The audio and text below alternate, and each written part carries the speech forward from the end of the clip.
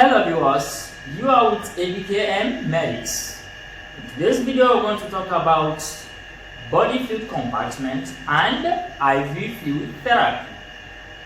In our body we have different types of fluids, which includes the intracellular fluid, that is the fluid found inside the cell. We have the extracellular fluid, that is the fluid found outside the cell. We have interstitial fluid, that is the fluid found in between the cells. And we have intravascular fluid, which is the fluid found inside the blood vessels. These fluids contain electrolytes, which are very important in our body, especially in maintaining our body homeostasis. But before I proceed, please don't forget to share and follow ABKM Medics. Welcome to pharmacology class with ABKM Medics, IV fluid therapy. As a nurse, a health worker, or a physician, you need to know the types of IV fluid you administer to your patients. Now, types of IV fluids. Basically, we have two types of IV fluid, which are the crystalloids and the colloids. But in today's class, we're going to concentrate on the crystalloids. Crystalloids are IV fluids that contain electrolytes with small molecules that can easily cross the cell membrane. Examples of crystalloids are the isotonic, hypotonic, and hypertonic. Isotonic solutions, they are IV fluid in which their component is equal or equivalent to that of blood plasma. This fluid, when administered to the body, it moves freely within the intravascular space without interfering with the body cells. These fluids are administered whenever there is deficient fluid volume. The signs and symptoms of deficient fluid volume are hypochloremic skin, tachycardia, tachypnea, loss of skin tubule, and even hypotension. Things to consider before administering these fluids are to monitor your vital sign and also head-to-toe assessments. Examples of isotonic solutions, we have 0.9% sodium chloride, which is 1 liter normal saline. We have the Ringer's lactate, which is otherwise called the Hartmann solution.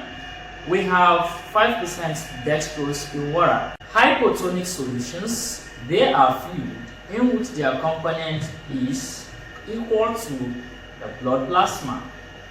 These fluids, when administered to the body, they pushes fluid from extracellular to intracellular, which will lead to swelling of the cell and later cell lysis. These fluids are administered in case of intracellular dehydration. And what are the causes of intracellular dehydration? They are diabetic ketoacidosis, which is DKA, and also hypernatremia. The signs and symptoms of intracellular dehydrations are loss of consciousness, poor coordination, we have restlessness, we have confusion, we have acidosis and hyperglycemia. What to consider before you administer these fluids are: 1. To monitor your vital sign, which serve as baseline data. 2. Also head-to-toe assessments.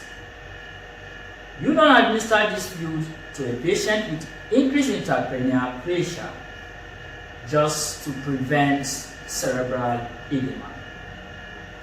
Examples of hypotonic solutions, we have 0.45% sodium chloride, which is equivalent to half liter normal saline.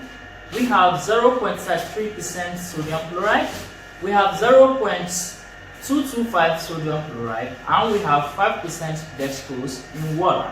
Hypertonic solutions, they are IV fluid in which their component is higher than that of blood plasma.